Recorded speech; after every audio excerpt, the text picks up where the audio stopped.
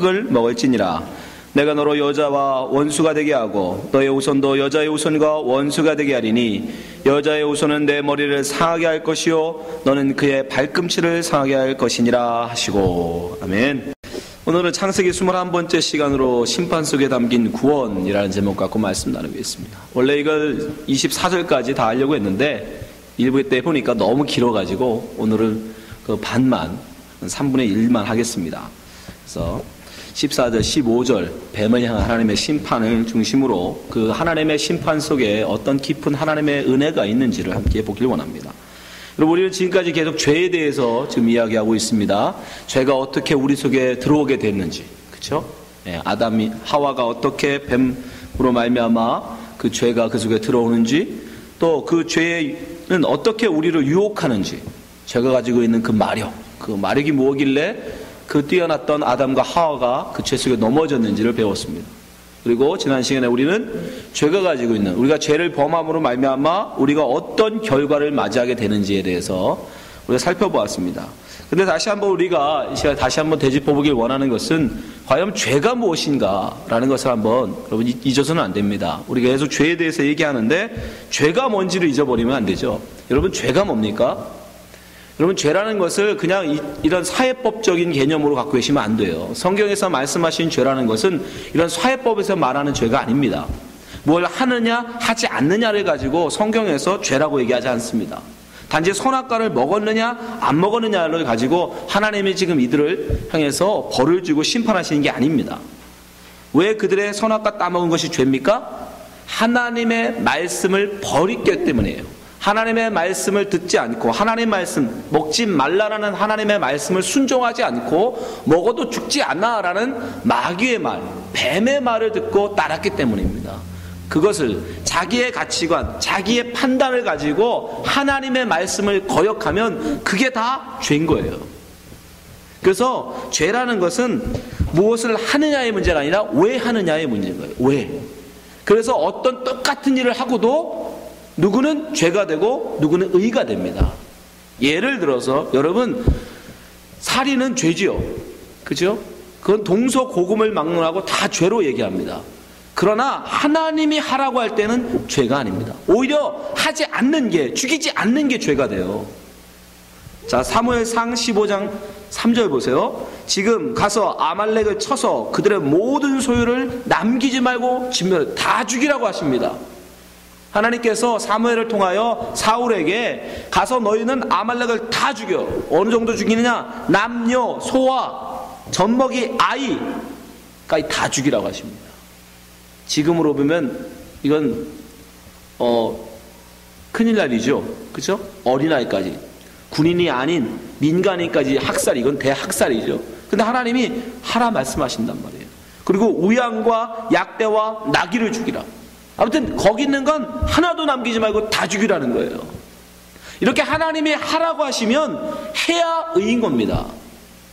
근데 사울이 어떻게 해요? 자기의 판단을 쫓아 자기 생각에 남기는 것이 옳다라고 생각해요. 그리고 죽이지 않습니다.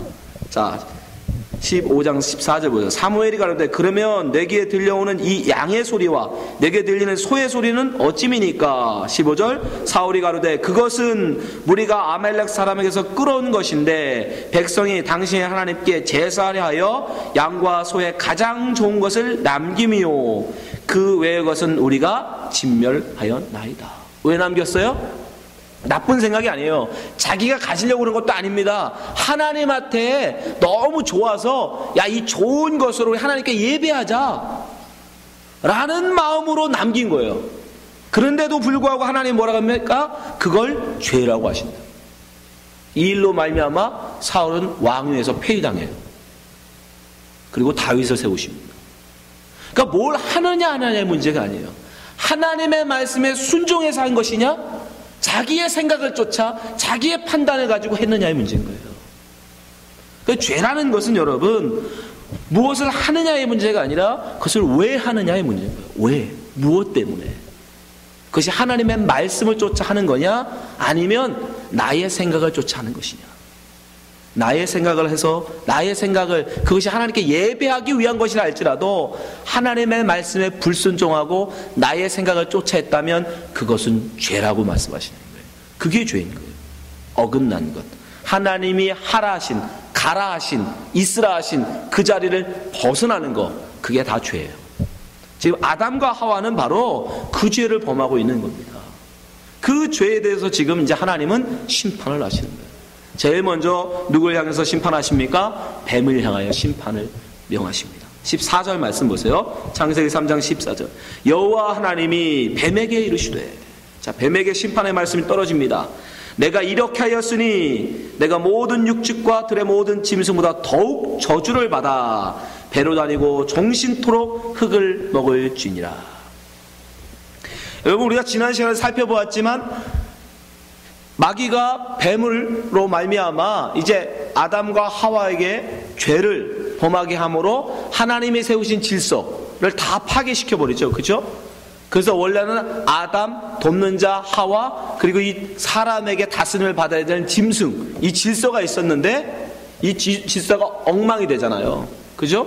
오히려 듣지 말아야 될 이 사람이 뱀의, 짐승의 말을 듣고, 그죠?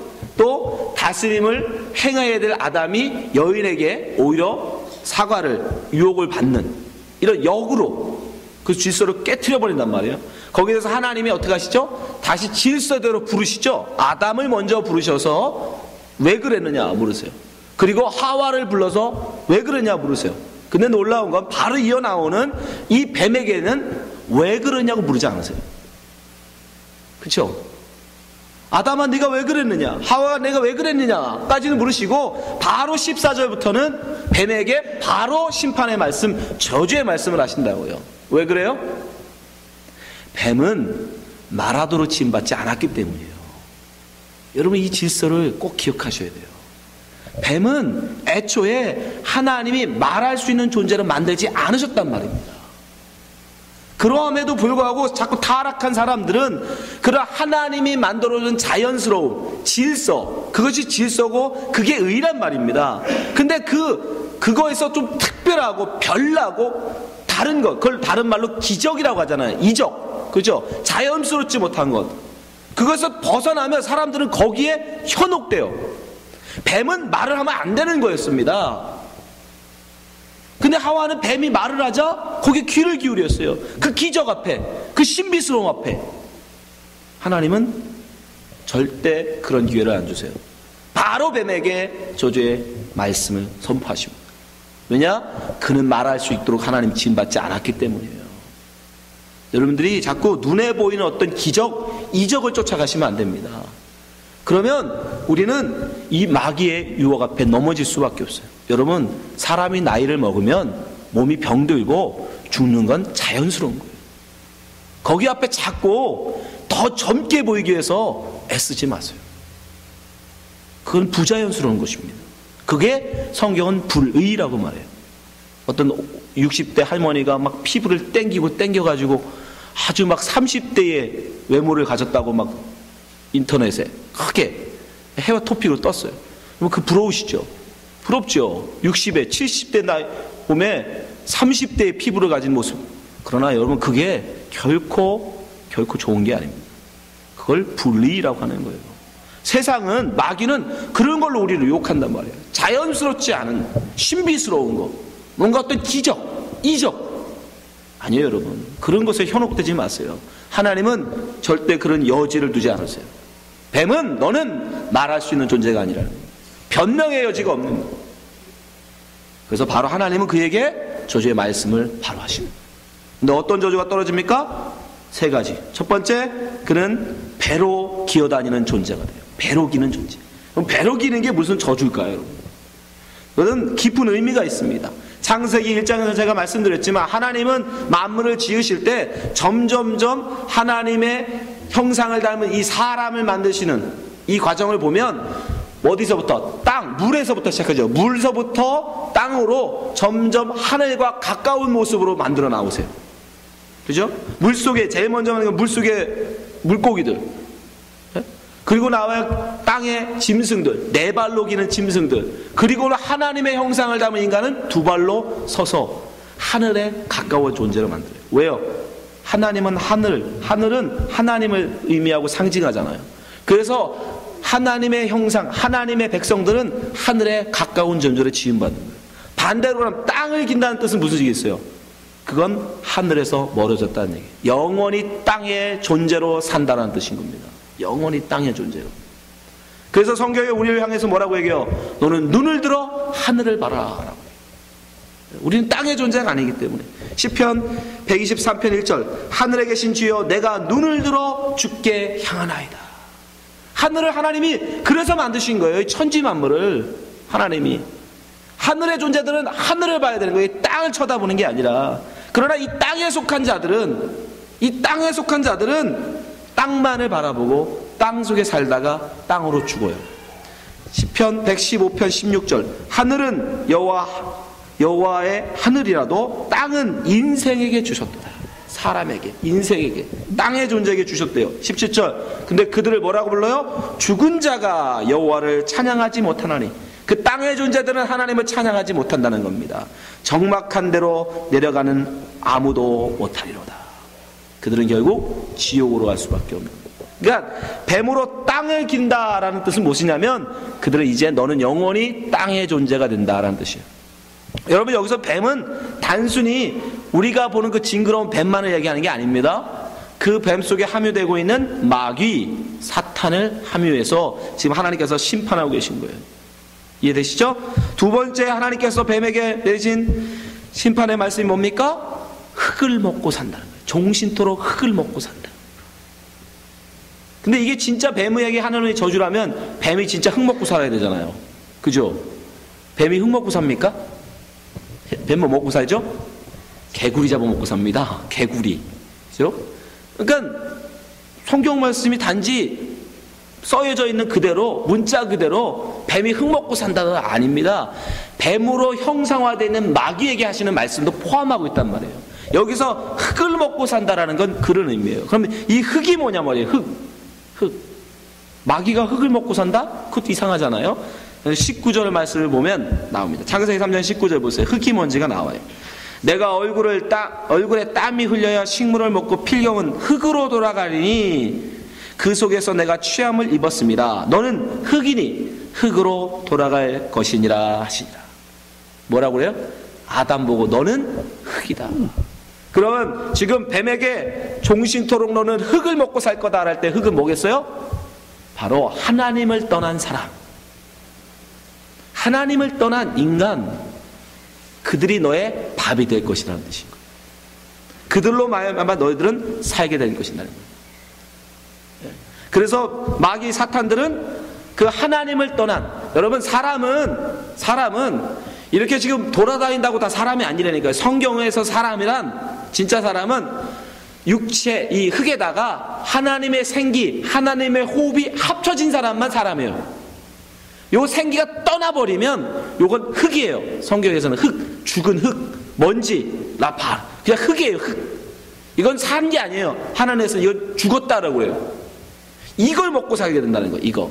그래서 사탄 마귀들은 이 하나님의 영이 없는 이 흙들을 뭐하면서 미혹하며 그들을 꿰며 살게 되는 거예요. 계시록 12장 19절 큰 용이 내어 쫓기니 옛 뱀, 바로 에덴 동산에 났던 뱀이죠. 곧 마귀라고도 하고 사단이라고 하는 온 천하를 꿰는 자, 온 천하를 꿰요. 왜? 그들이 밥이니까.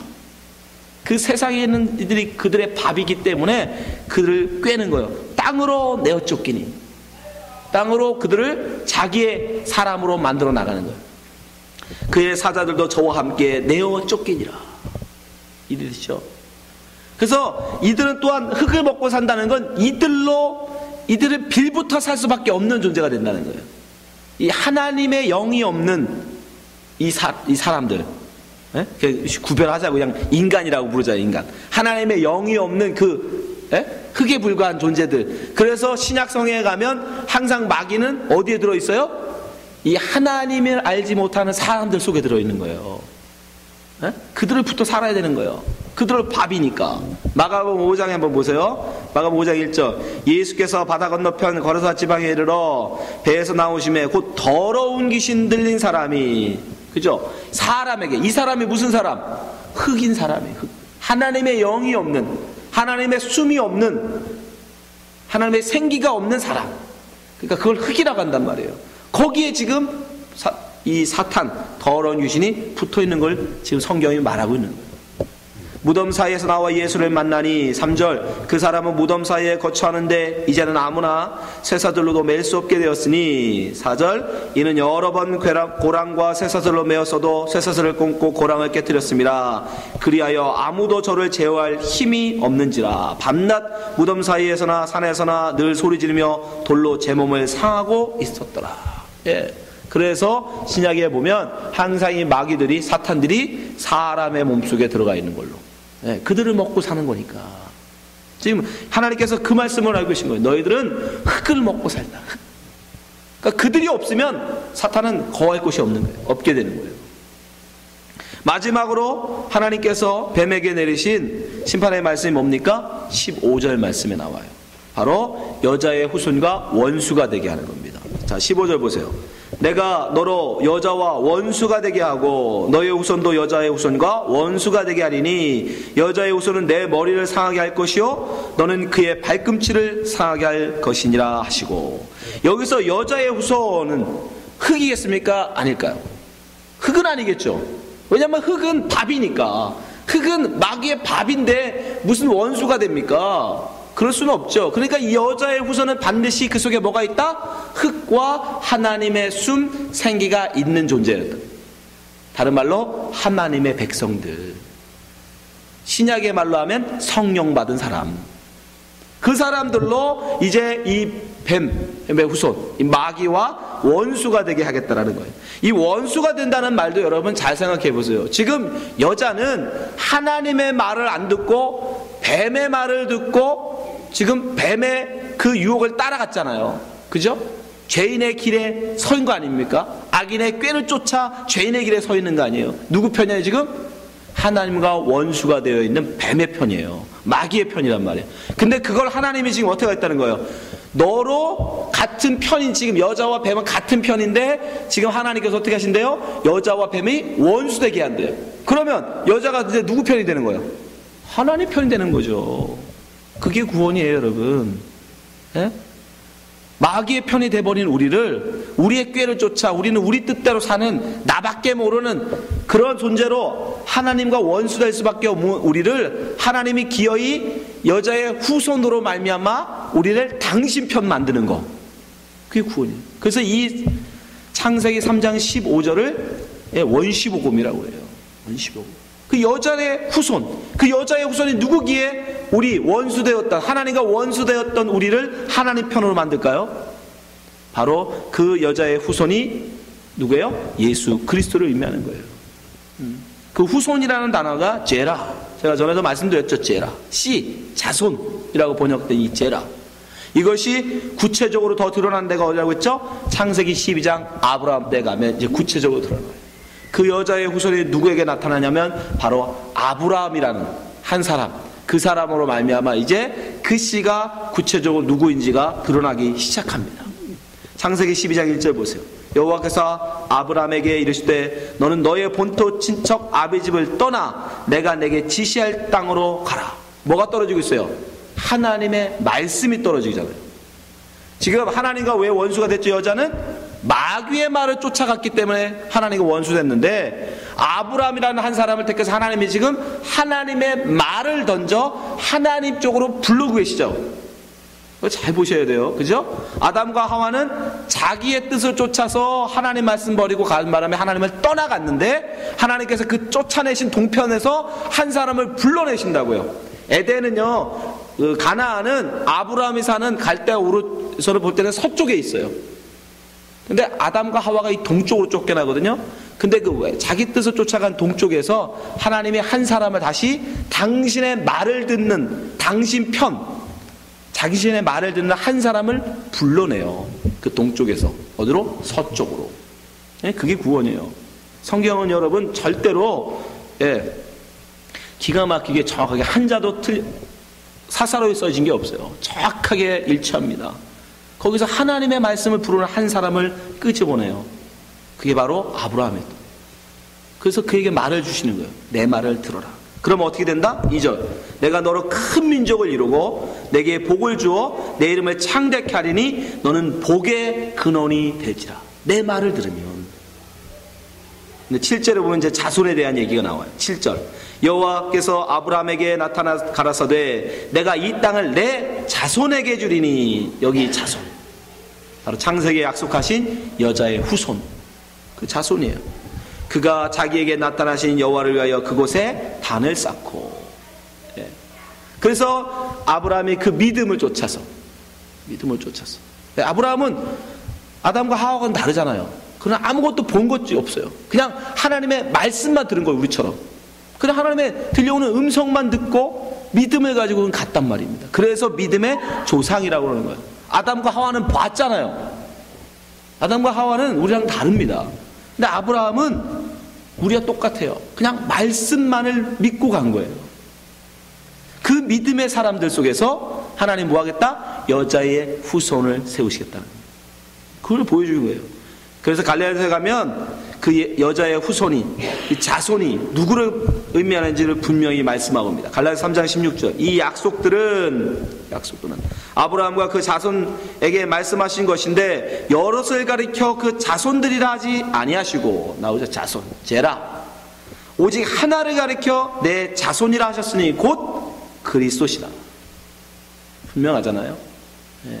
이제 예수 그리스도, 하나님께서 지금 벌써 하와 이 뱀에게 하시는 심판 속에 이미 여자의 후손, 또 아브라함의 자손, 그 다음에 다윗의 자손, 그 다음에 예수 그리스도를 벌써 암시하고 계신 거예요.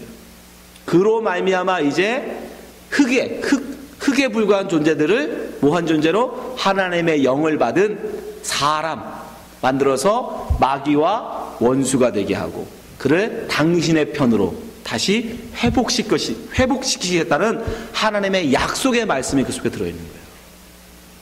약속의 말씀. 그것이 하나님의 계획이었던 거예요. 로마서 5장 17절 보세요. 한 사람의 범죄를 인하여 사망이 그 한 사람으로 말미암아 왕노릇하였은즉 더욱 은혜와 의의 선물을 넘치게 받는 자들이 한 분 예수 그리스도로 말미암아 세상 안에서 왕노릇하리로다. 18절. 그런즉 한 범죄자로 많은 사람이 정죄에 이른 것 같이 의의 한 행동으로 말미암아 많은 사람이 의롭다 하심을 받아 생명에 이르렀느니라. 말씀드렸죠? 흑엔 하나님의 성령을 받지 않으면 이 사람은 뭐다? 살아있는, 생명이 있는 존재가 아니란 말이에요. 이 생명은 근데 누구로 말미암아 온다? 여자의 후손으로 오신, 아브라함의 자손으로 오신 예수 그리스도로 말미암아 우리는 이 생명을 받게 되는 거예요. 그것을 말씀하는 거예요. 그래서 이 여자의 후손, 이 성령을 받은 하나님의 백성을 이 땅의 존재들 가운데서 세우셔서 점점 빛이 캄캄한 밤에 새벽 빛이 떠올라서 점점 그 밝음이 어둠을 물리치고 완전히 낮이 오는 것처럼, 이해되시죠? 그림으로. 그걸 그림으로 지금 창세기에서 우리에게 보여줬던 거예요. 그게 저녁이 되고 아침이 되는 구원이란 말입니다. 지금 하나님은 그것을 지금 하고 계신 거예요. 예수 그리스도라는 작은 불빛, 세상에, 이 캄캄한 세상에, 땅뿐인, 흙뿐인 이 세상에 빛을 보내셔서 여자의 후손인 그분으로 빛으로 보내셔서 그 빛을, 생명을 받은 또 다른 빛들을 이 세상에 만들어내셔서 점점 빛으로 가득한 세상. 그래서 모든 어둠을 다 물리쳐내면 여기는 뭐다? 하나님의 나라가 되는. 그게 이 복음 속에, 이 말씀 속에 담겨져 있는 하나님의 구원의 청사진입니다. 그것을 바로 하나님이 심판 속에 담아두고 계신 거예요. 여러분, 하나님께서는 심판을 하실 때 결코 사사로이 그냥 너 이놈 나쁜 짓 했으니까 벌 좀 받아라, 그렇게 그냥 그놈을 혼내주려고, 그 사람을 혼내주기 위해서 결코 그 사람을 징벌하지 않습니다. 하나님은 반드시 그에게, 지금 뱀에게조차도 하나님은 벌하실 때마다 그 속에 하나님의 기쁘신 구원의 계획, 작정을 가지시고 행하신다고요. 마찬가지입니다. 우리도 여러분 인생을 살다 보면 우리도 하나님 앞에 실수하고 하나님부터 잘못하여 하나님부터 우리가 징계를 받죠. 그렇죠? 우리가 하나님께 징계를 받는단 말입니다. 그러나 그 징계 속에는 반드시 이 나쁜 놈 벌 좀 받아봐라, 또 괴롭힘을 받아봐라, 그런 의미로 절대 하지 않으신단 말입니다. 반드시 하나님 우리를 향한 징벌은 그 속에 하나님의 기쁘신 사랑, 은혜, 하나님의 구원의 작정이 담겨 있어요. 히브리서 12장 8절 보세요. 징계는 다 받는 것이거늘 너에게 없으면 사생자여 참 아들이 아니니라. 9절 또 우리 육체의 아버지가 우리를 징계하여도 공경하거늘 하물며 모든 영의 아버지께 더욱 복종하여 살려하지 않겠느냐. 10절 저희는 잠시 자기의 뜻대로 우리를 징계하였거니와. 세상 사람들은 그럴 수 있죠. 세상 사람들은 징계를 자기 뜻대로 한단 말입니다. 그냥 화풀이로 할 수도 있어요. 그러나 하나님은요, 오직 하나님은 우리의 유익을 위하여 그의 거룩하심에 참여케 하시느니라. 이 사실을 안다면 우리는 혹 우리가 실수하여 범죄하여 하나님 앞에 징계를 받을지라도 우리는 어떻게 해야 돼요? 달갑게 받을 수 있는 거죠. 우리가 하나님을 일을 하다가 고난을 당할 수 있습니다. 하나님 일을 하다가 어려움을 당할 수 있어요. 환난을 당할 수 있습니다. 징계를 당할 수 있어요. 그러할지라도 우리 하나님은요, 결코 그냥 사사로이 징계하지 않으십니다. 그 징계 속에 하나님의 사랑을 담으시고 하나님의 은혜를 담아서 우리에게 행하신다는 거예요. 그것을 안다면 우리는 어떻게 해요? 범사에 감사할 수밖에 없게 되는 거예요. 그렇지 않겠습니까? 징계를 하셔도 그 속에 나의 사랑이 있으니 우리가 어째 하나님께 감사하지 않을 수 있겠습니까? 징계 속에도 하나님의 사랑을 담으시니, 그래서 우리는 범사에 감사할 수밖에 없는 거예요. 이걸 알면. 데살로니가전서 5장 18절 보세요. 범사에 감사하라. 이는 그리스도 예수 안에 있는 너희를 향하신 하나님의 뜻이니라. 여러분, 이걸 알라고 하나님은 때로 우리에게 심판도 명하신다는 거예요. 바로 뱀에게 향한 하나님의 심판 속에도 하나님의 이런 사랑과 은혜가 담겨 있습니다. 우리가 다음 시간에 또 우리 하와 또 아담을 향한 하나님의 심판을 배울 텐데 마찬가지예요. 그 모든 심판 속에 하나님은 당신의 사랑을 담으십니다. 더욱더 우리를 거룩해 하시려는 하나님의 뜻을 담아서 우리를 징계하세요. 그러니 여러분, 세상에 살 때 고난당하신다고 두려워하지 마십시오. 하나님은 결코 우리를 그냥 징계하지 않으세요. 하나님의 뜻을 담아서 징계하세요. 그러니 모든 범사에 감사하시는 여러분 되시기 바랍니다.